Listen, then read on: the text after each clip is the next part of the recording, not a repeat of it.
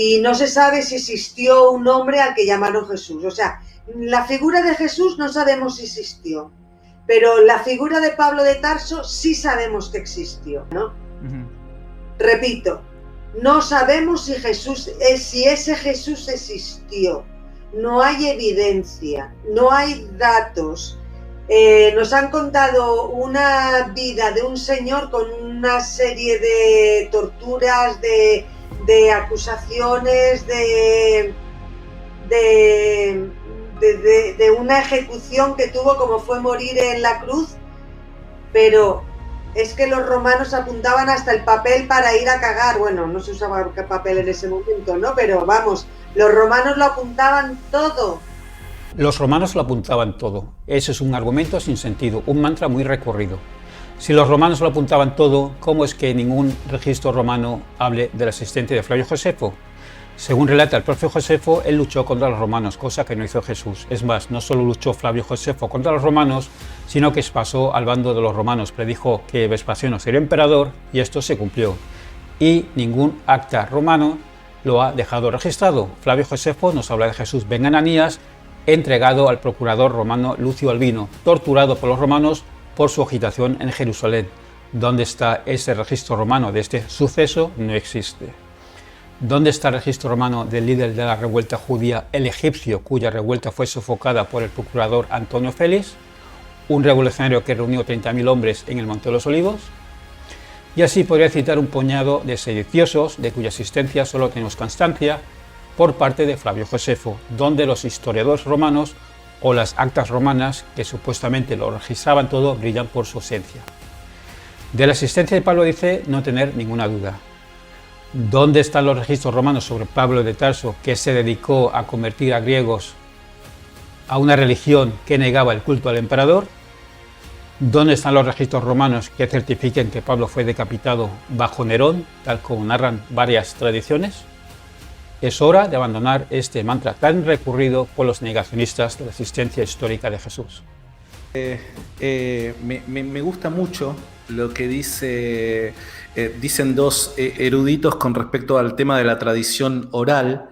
Dice Gilbert Graham en su guía del método histórico, en la página 259 a la 262, dice: la pureza de la tradición oral controlada puede conservarse 150 años.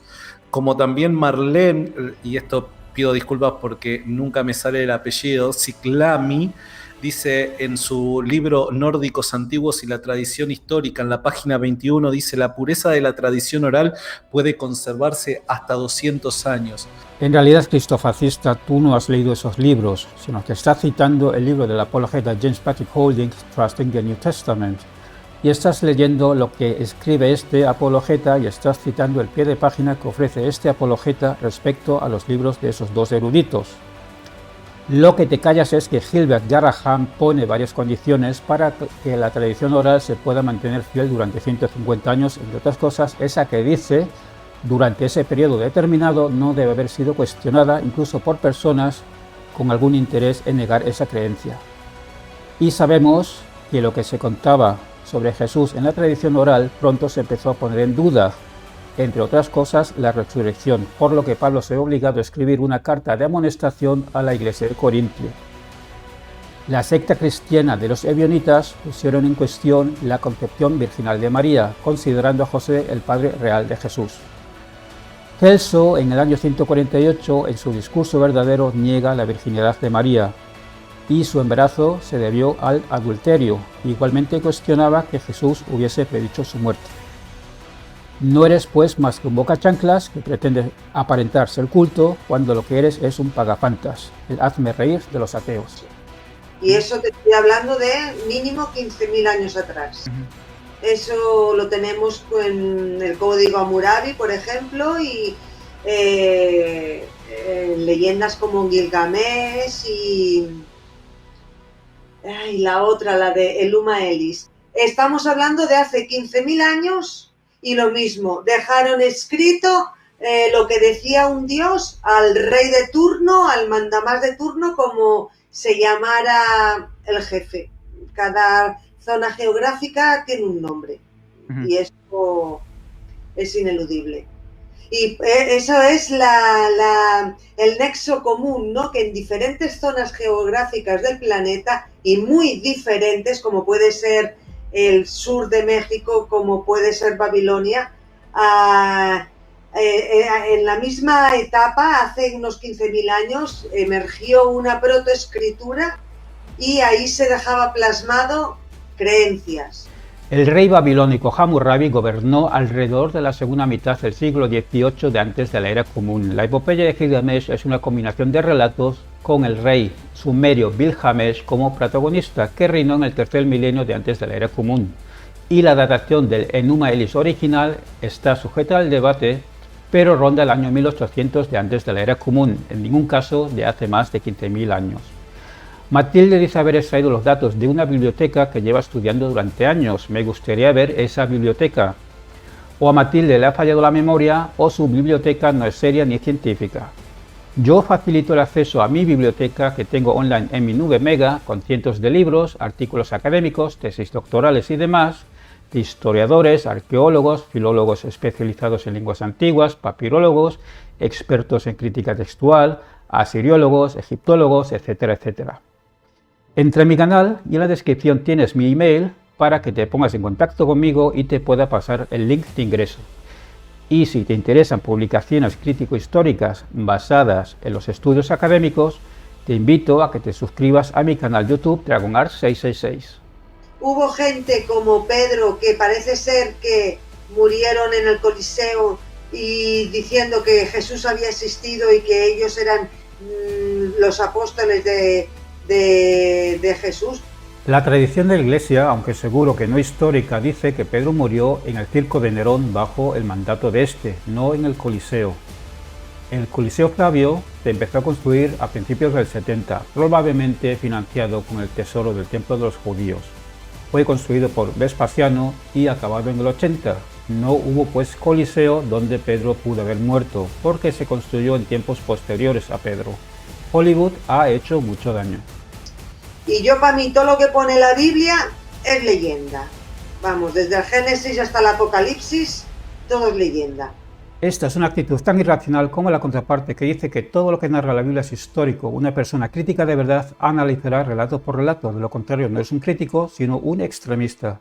Por supuesto que hay mucha leyenda en los relatos, pero también hay partes que son históricas. Valga por ejemplo el rey Ezequías de Jerusalén, de quien dice la Biblia que construyó un túnel bajo la ciudad para abastecerla de agua. De la existencia de Ezequías tenemos evidencia arqueológica, como este sello encontrado en una excavación dirigida por la arqueóloga Aliar Mazar, con la inscripción en hebreo donde dice Yahú ben Ahaz melech Judá, de Ezequías hijo de Acaz, rey de Judá. La simbología egipcia que se ve representada daría para otro tema.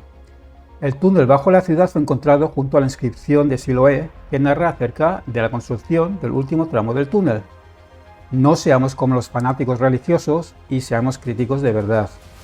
Si quieres conocer más contenido crítico histórico, te invito a que te inscribas en mi canal de YouTube DragonArt666.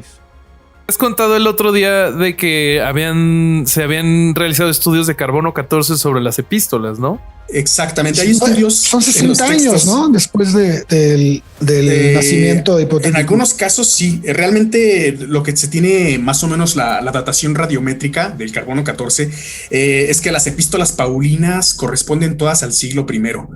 El manuscrito más antiguo del que disponemos que contenga cartas paulinas está catalogado como P46 según la lista de Gregory Aland y está datado por consenso para finales del siglo II, principios del III, y su datación se hizo mediante la paleografía, no mediante el carbono 14.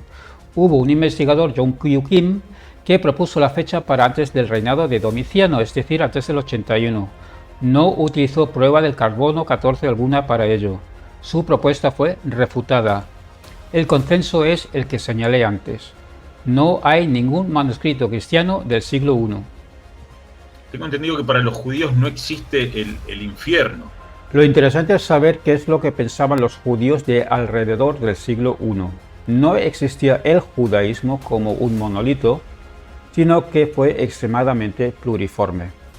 Conocemos sus conceptos gracias a la literatura qumranita, por ejemplo, y la literatura piadosa judía apocalíptica extrabíblica. En estos textos sí se contemplaba el castigo y el fuego eterno y el lugar donde se sufriría esa pena perpetua. Fe de ello dan libros como 1 Enoch, 2 Baruch o 4 Esdras, entre otros. Si te interesa el estudio crítico académico del corpus bíblico, te invito a que te suscribas a mi canal YouTube DragonArt 666.